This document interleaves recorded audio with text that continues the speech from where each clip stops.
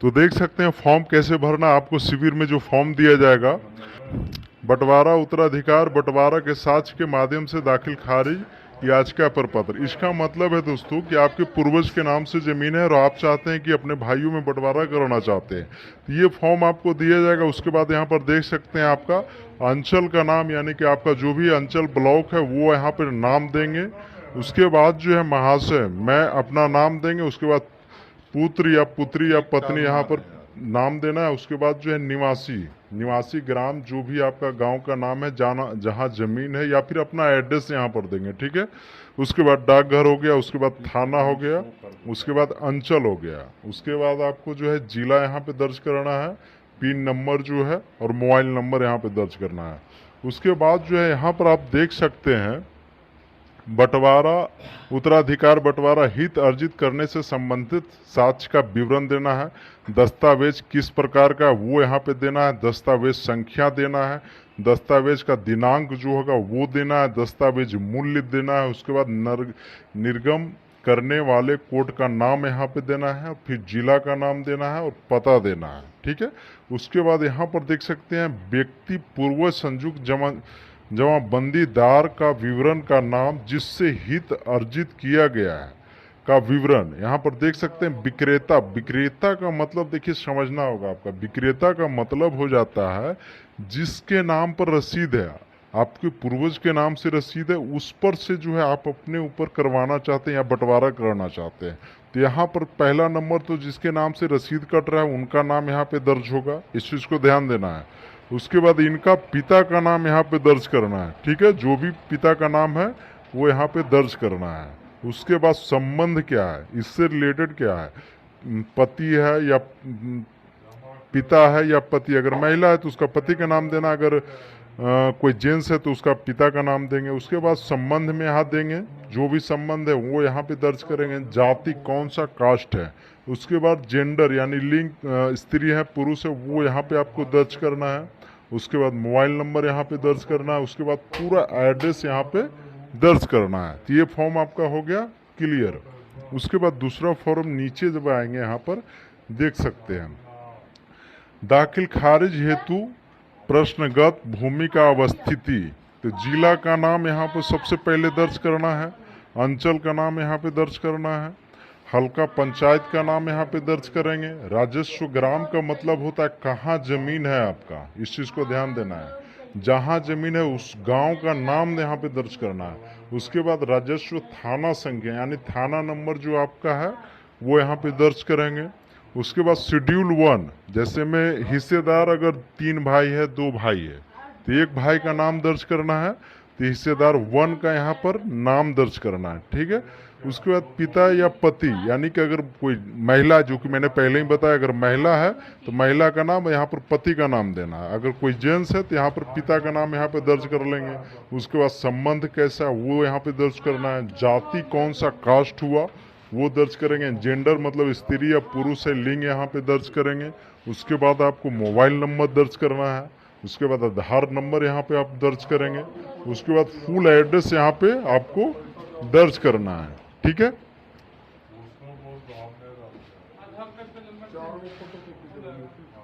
ठीक है। उसके बाद जो है यहाँ पर देख सकते हैं शेड्यूल 1 से हित अर्जित किए गए भूमि का विवरण देना है, ठीक है। भूमि का विवरण देना है। तो यहाँ पर देख सकते हैं कंप्यूटराइज जमाबंदी संख्या वर्तमान भंग संख्या वो है तो यहाँ पे दर्ज करना है, नहीं तो इसे आप छोड़ देंगे। उसके बाद यहाँ पर कंप्यूटराइज जमाबंदी संख्या वर्तमान भाग संख्या वहाँ देंगे जो आपको ये रसीद में देखने को मिल जाएगा। उसके बाद खाता संख्या नंबर दे दिया। उसके बाद जो है कि प्लॉट नंबर यहाँ पे दर्ज करना है। उसके बाद यहाँ पर देख सकते हैं एकड़ दिया हुआ है, उसके बाद जो है डिसमिल दिया हुआ है। तो आपको जो है अगर एकड़ में जमीन है तो एकड़ में यहाँ देंगे, अगर डिसमिल में है तो डिसमिल यहाँ पर, अगर 9 डिसमिल है तो 9 डिसमिल, इस तरह से आपको लिख देना है। उसके बाद चौहद्दी, उत्तर में कौन है, उत्तर में यहाँ पे दर्ज करना है। दक्षिण में कौन है, यहाँ पे दक्षिण में यानी कि जमीन का उत्तर साइड में कौन है, दक्षिण में साइड में कौन है, पूरब में कौन है, पश्चिम में कौन है, वो आपको यहाँ पे दर्ज करना है, ठीक है। उसके बाद अगर दूसरा प्लॉट है तो दूसरा का खाता अगर अलग है तो यहाँ पर खाता नंबर अलग दर्ज करेंगे, प्लॉट नंबर अलग दर्ज करेंगे। एकड़ में तो एकड़ देना है, डिसमिल में है तो डिसमिल में देना है। उसके बाद चौथाई उसी तरह से आपको टोटल अगर ज़्यादा प्लॉट है, 100 को है, 150 प्लॉट है, तो ये फॉर्म जो है बढ़ेगा। देख सकते हैं इस तरह से आपको फॉर्म भरना। उसी तरह से देख सकते हैं दूसरा जो प्लॉट है इसमें दूसरा हिस्सेदार भी है, ठीक है। दूसरा हिस्सेदार यहाँ पर देख रहे हैं, हित अर्जित करने वाले व्यक्ति हिस्सेदार टू का नाम विवरण यहाँ पे दर्ज करना है। हिस्सेदार दूसरा जो है, हिस्सेदार दूसरा का नाम जो है यहाँ पे दर्ज करना है। पिता पति का नाम दर्ज करना है। संबंध जो है वो देना है उसी तरह से सेम जो है दूसरा भी हिस्सेदार का यहाँ पे भाग पृष्ठ देना है। खाता नंबर दर्ज करना है, प्लॉट नंबर दर्ज करना है। एकड़ में है तो एकड़ में दर्ज करना है, और डिसमिल में जमीन है तो डिसमिल में वो दर्ज करना है। और इस प्लॉट का जो है उत्तर में किसका जमीन है, दक्षिण में किसका जमीन है, पूर्व में किसका जमीन है, पश्चिम में किसका है, तो वो आपको दर्ज करना है। तो ये फॉर्म जो आपका हो गया, यहाँ पर देख सकते हैं ये फॉर्म हो गया आपका बंटवारा वाला, ठीक है, बंटवारा वाला।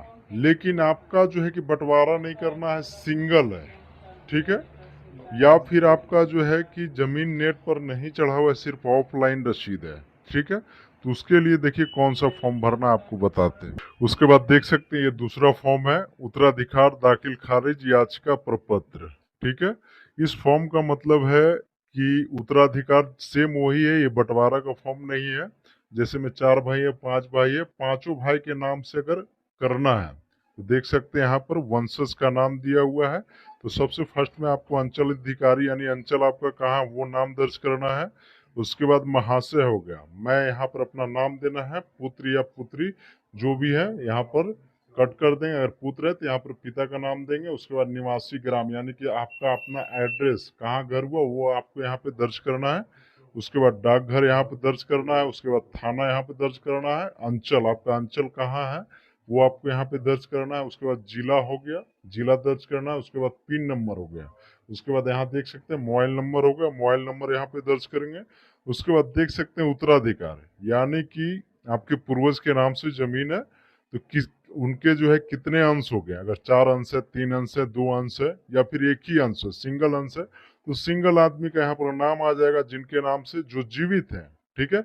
अगर पति नहीं है, महिला है तो महिला के नाम से होगा, या दोनों नहीं है तो फिर उनके जो अंश है उनके नाम पर यहाँ दर्ज करेंगे। उसके बाद यहाँ पर देख सकते हैं इनका जो है कि अगर लेडीज है तो यहाँ पर पति का नाम देंगे, अगर जेंट्स है तो यहाँ पर पिता का नाम दर्ज करना है। उसके बाद जो है संबंध हो गया, सेम वही प्रक्रिया यहाँ पर संबंध यहाँ पर देंगे। उसके बाद जाति कास्ट हो गया वो देना है। उसके बाद जेंडर स्त्री या पुरुष है वो आपको यहाँ पे दर्ज करना है। उसके बाद मोबाइल नंबर दर्ज करना है। उसके बाद यहाँ पर देख सकते हैं आधार कार्ड, आधार नंबर यानी कि आपको यहाँ पर आधार नंबर देना है। उसके बाद एड्रेस हो गया, आपका घर कहाँ हुआ, पता यानी कि जमीन का एड्रेस वो आप यहाँ पे दर्ज करेंगे।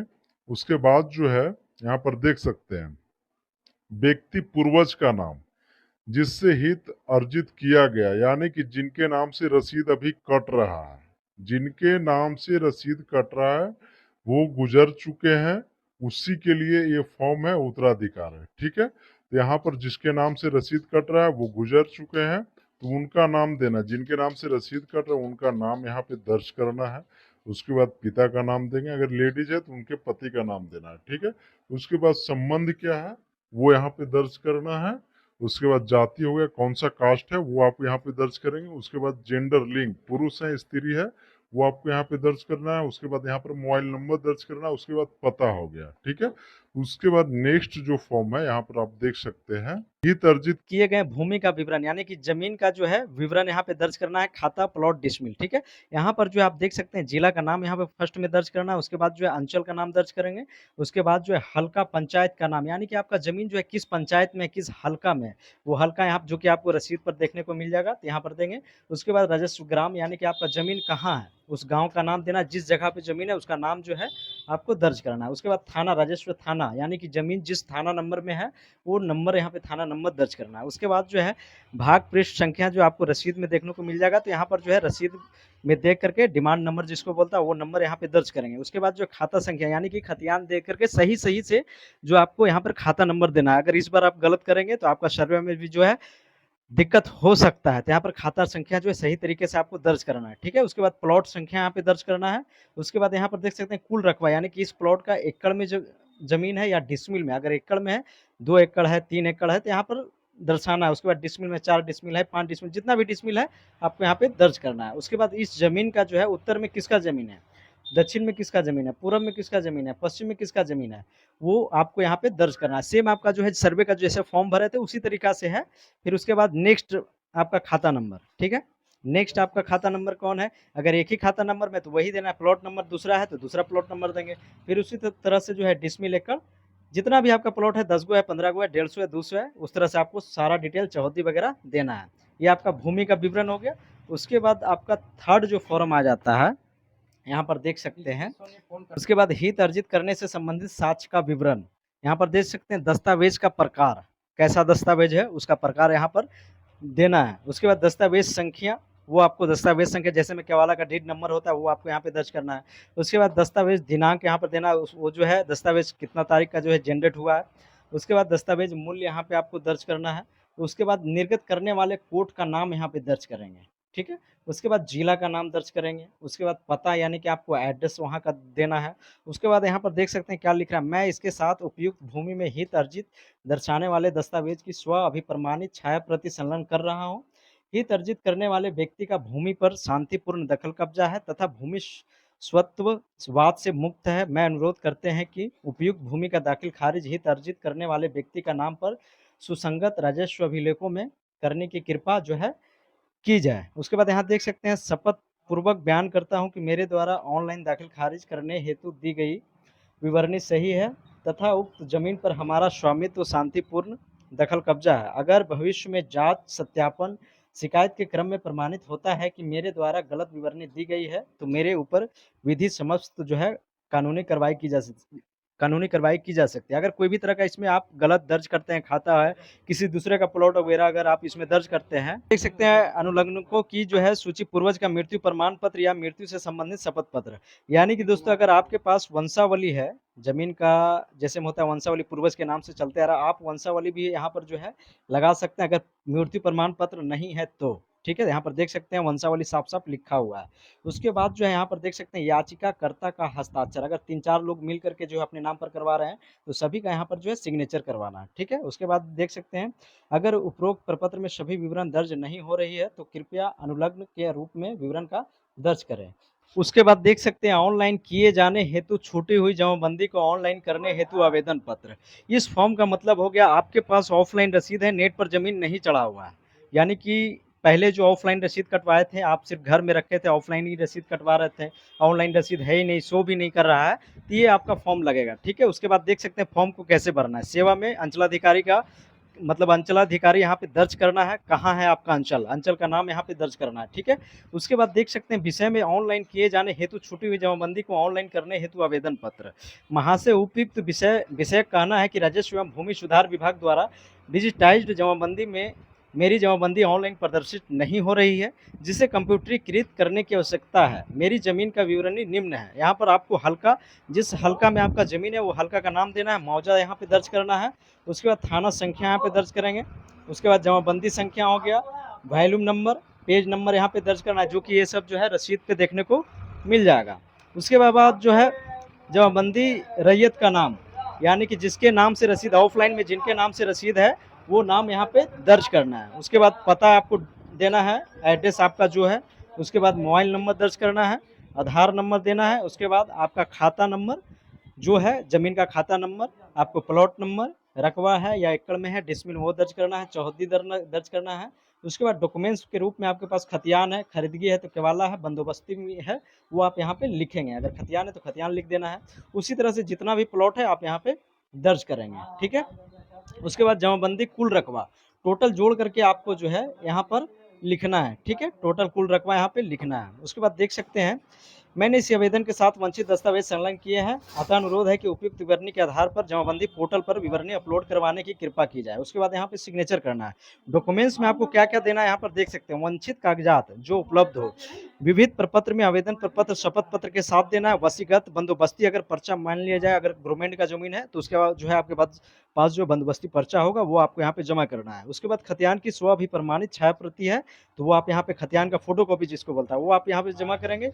उसके बाद जो है मूल जमाबंदी पंजी की अभिप्रमाणित प्रति यहाँ पे यानी कि जमाबंदी जो पंजी होता है, या फिर जो कि आप देख सकते हैं कर्मचारी साहब के पास जो रजिस्टर 2 होता है जो कि अब नेट पर चढ़ाया जा रहा है, वहाँ आप नेट से भी निकाल सकते हैं, जो कि कुछ रकबा कुछ विलेज मौजा का जो है ऑनलाइन नेट पर जो अपलोडिंग है तो वहाँ से निकाल करके जमा कर सकते हैं। उसके बाद शुद्धि पत्र है तो उसका भी फोटो कॉपी दे सकते हैं। हित अर्जित करने से संबंधित अन्य कोई भी कागजात है तो वो यहाँ पे जमा करेंगे। उसके बाद जो है दाखिल खारिज याचिका में पारित आदेश की प्रति, भू लगान रसीद, स्वअभिप्रमाणित छाया प्रति देना है। मिन जुमले रकबा के मामले में मापी प्रतिवेदन, जैसे में सरकारी जमीन से आप नापी करवाएं तो उसका रिपोर्ट भी यहाँ पे जमा कर सकते हैं। उसके बाद लास्ट में आप देख सकते हैं ये आपका शपथ पत्र होगा। मेन डॉक्यूमेंट्स ये है, जो कि अगर कोई तरह का गलत आप इसमें दर्ज करते हैं तो आप उसके लिए जिम्मेदार स्वयं होंगे। उसके बाद यहाँ पर देख सकते हैं शपथ पत्र में जो है अभिप्रमाणित शपथ पत्र, यहाँ पे अपना नाम देना, उसके बाद पिता का नाम देना, अगर लेडीज है तो अपना पति का नाम देंगे, इसको जो है काट देंगे। उसके बाद मौजा देंगे, थाना नंबर देंगे, हल्का देंगे, अंचल देंगे। उसके बाद जिला यहाँ पे दर्ज करना, उसके बाद किस जिले में जमीन है मतलब जमीन का एड्रेस देना है तो उस जिले का नाम देंगे, अंचल देना है, जमीन का ये एड्रेस देना है। ऊपर में जो आपको अपना एड्रेस देना है, आपका जहाँ घर है, कलकत्ता है, बम्बई है, जो भी आपका बिहार में कहीं भी एड्रेस है वो देना है। जमीन जहाँ का एड्रेस है आपको यहाँ इसमें जो है जमीन का एड्रेस, अंचल हो गया, हल्का हो गया, मौजा हो गया, थाना नंबर हो गया। उसके बाद जो है अशुद्धियों वैल्यूम संख्या जो कि आपको रसीद पे देखने को मिलेगा, रसीद से वैल्यूम संख्या यहाँ पे दर्ज करना है, फ्रेश संख्या हो गया, जमाबंदी संख्या हो गया। उसके बाद जो शपथकर्ता का नाम यहाँ पे सिग्नेचर करेंगे, मोबाइल नंबर दर्ज करेंगे, उसके बाद जो है हस्ताक्षर